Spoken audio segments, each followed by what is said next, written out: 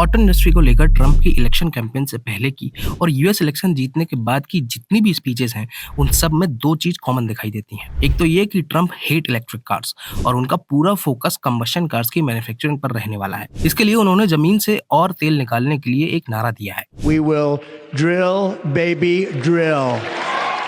उनके स्पीच में दूसरी सबसे ज्यादा कॉमन चीज सुनने को मिलती है टैरिफ यानी टैक्स यानी लगान। और ये टैरिफ की वजह से ऑलमोस्ट सारे ऑटोमेकर्स को बहुत तगड़ा झटका लगने वाला है। और इनमें भी सबसे ज्यादा Honda, Toyota, Volkswagen, Ford, Stellantis और सबसे बुरी हालत तो जनरल मोटर्स की होने वाली है। इस चीज को एकदम सिंपल करके समझाऊं तो माजरा ये है कि पूरी ऑटो इंडस्ट्री एक ग्लोबल चेन पर चलती है और इनमें से दुनिया के किसी भी हिस्से में अगर ये चेन अफेक्ट होती है तो एक छोटी सी प्रॉब्लम भी बड़ी क्राइसिस में कन्वर्ट हो जाएगी। इसका एक एग्जाम्पल हमने कोविड के टाइम देखा भी था, जब सेमीकंडक्टर्स की सप्लाई हॉल्ट होने की वजह से अगले कुछ सालों तक सारी दुनिया में कार मैन्युफैक्चरिंग की सांसें फूल गई थी। और इसलिए जब ट्रंप की नई पॉलिसीज की वजह से ऑलमोस्ट सारे ही कार मेकर्स की हालत टाइट होने वाली है, तो India being world's third largest auto market इस ट्रंप इफेक्ट से कितना बचा रह पाएगा। इसलिए कुछ बड़े सवाल हैं जिनके जवाब हम आपको देने वाले हैं, जैसे डोनाल्ड ट्रंप ऑटो इंडस्ट्री के साथ ये कर क्या रहे हैं और उनका मकसद क्या है। क्या ट्रंप अब ग्लोबल ईवी ट्रांजिशन को रोकने वाले हैं और इलेक्ट्रिक कार्स का अब क्या होगा। ट्रंप की इन पॉलिसीज से ग्लोबल ऑटो इंडस्ट्री में कैसे पैनिक मचने वाला है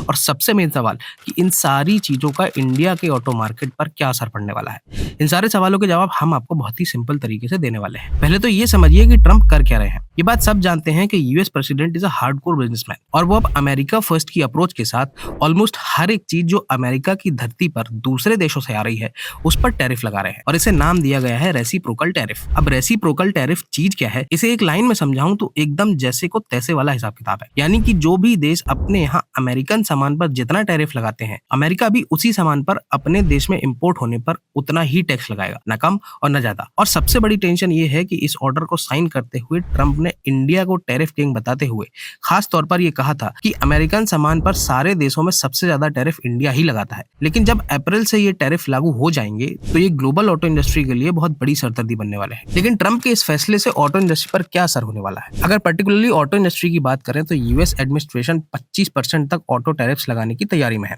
यानी कि सिर्फ कंप्लीटली बिल्ड कार्स ही नहीं बल्कि सेमीकंडक्टर से लेकर गाड़ियों में यूज होने वाला एक एक पार्ट बेहद महंगे होने वाले हैं। अब अगर यूएस के ऑटो मार्केट को समझें तो अमेरिका की बहुत सारी कार्स और इनके पार्ट्स मेनली मिशिगन के डेट्रॉइट बेस्ड फैक्ट्रीज में बनती हैं।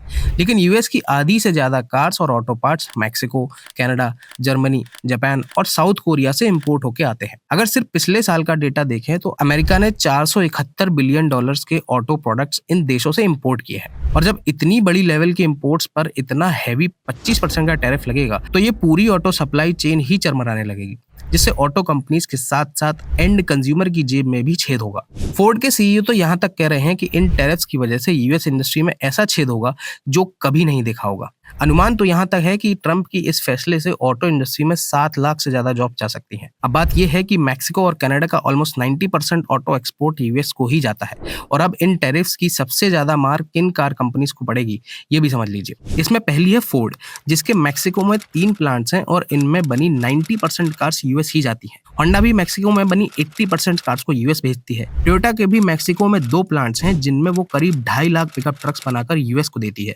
मैक्सिको में सबसे बड़ा ऑटो प्लांट फोक्सवैगन का है, जिसमें सालाना करीब 3.5 लाख कार्स बनती हैं और सारी की सारी अमेरिका में ही जाती हैं। इसी तरह स्टेलेंटिस ग्रुप के भी मैक्सिको और कनाडा में 2-2 ऑटो प्लांट्स हैं।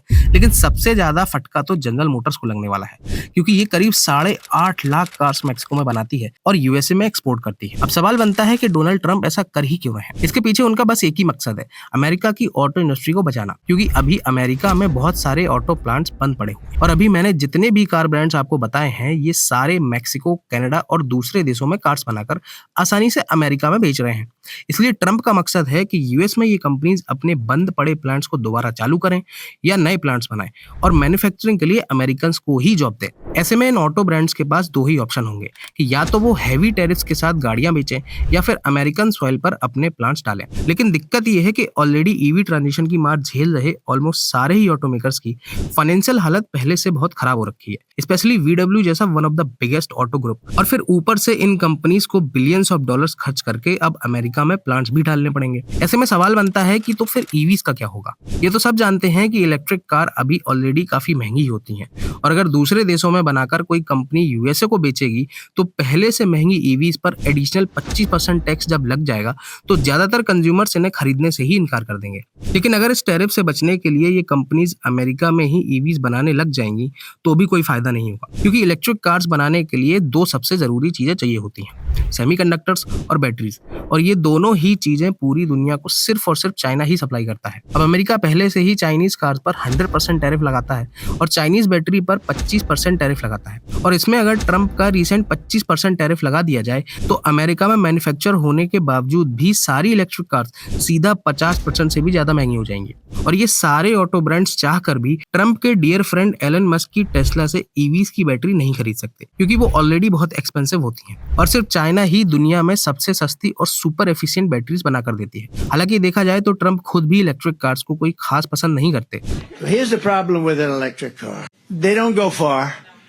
They cost a fortune. The whole thing is ridiculous. It's almost like और यही वजह है कि ट्रंप ने बाइडेन द्वारा लागू किए गए ईवी मैंडेट को भी रद्द करने का फैसला किया है, जिसके तहत कस्टमर्स को टैक्स में छूट देकर 2030 तक यूएस में कार्स को 50% तक ईवी करने का टारगेट था। अब ट्रंप की ईवी पर ये मार केवल अमेरिका तक ही सीमित नहीं रहने वाली, बल्कि इसकी आज इंडिया जैसे बड़े ऑटो मार्केट्स तक भी आ सकती है। और इसके लिए इंडिया का तो पता नहीं, पर चाइना ने पहले से ही तैयारी कर रखी थी। और यही वजह है कि ट्रंप के सत्ता में आने की आहट लगते ही चाइना इंडिया के साथ अपने रिश्ते सुधारने को मजबूर हो गया था, ताकि जब अमेरिका में वो अपनी ईवीज और इलेक्ट्रिक पार्ट्स बेचने में असफल होने लगे तो इंडिया को सप्लाई देने लग जाए और चाइना अपना ट्रिलियंस ऑफ डॉलर्स का बिजनेस बचा सके। और यही वजह है कि आने वाले टाइम में इंडिया को न सिर्फ चाइनीज बैटरीज बहुत सस्ते में मिलने लगेगी, बल्कि भयंकर सस्ती चाइनीज ईवी भी इंडिया में एकदम से बढ़ सकती है। और यहीं से हम सबसे बड़े और सबसे इंपॉर्टेंट सवाल पर पहुंचते हैं कि ट्रंप की इन पॉलिसीज से इंडिया का ऑटो मार्केट कितना सफर करेगा। अगर नंबर्स में समझें तो ट्रंप के रेसिप्रोकल टैरिफ्स की वजह से इंडियन इकोनॉमी को सालाना $7 बिलियन की चपत लग सकती है, क्योंकि इंडिया दवाइयां, मेटल, ज्वेलरी से लेकर एग्रीकल्चर प्रोडक्ट्स तक अमेरिका को एक्सपोर्ट करता है। लेकिन पर्टिकुलरली अगर ऑटो सेक्टर की बात करें तो इसका कुछ बहुत खास नुकसान नहीं होने वाला। ऑटो इंडस्ट्री के एक्सपर्ट्स की माने तो इंडिया के कार ब्रांड्स और उनके लिए पार्ट्स बनाने वाली कंपनीज पर इन टैरिफ्स का कोई खास इफेक्ट नहीं पड़ने वाला, क्योंकि ऑटो मैन्युफैक्चरिंग के मामले में इंडिया पहले से ही आत्मनिर्भर है, ईवीज की बैटरीज एक्सक्लूड करके।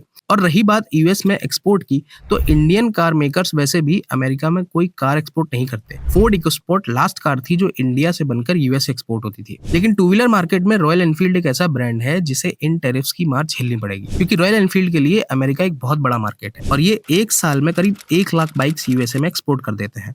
लेकिन मारुति सुजुकी, टाटा और महिंद्रा जैसे इंडियन कार मेकर्स को ट्रंप के टैरिफ से कोई फर्क नहीं पड़ने वाला। ऑटो इंडस्ट्री को लेकर ट्रंप की इन पॉलिसीज पर आपका क्या सोचना है, ये कमेंट्स में जरूर डिस्कस करें। और वीडियो अगर इन्फॉर्मेटिव लगी हो तो इसे प्लीज लाइक करें और ऐसे ही कंटेंट के लिए चैनल को भी सब्सक्राइब कर सकते हैं।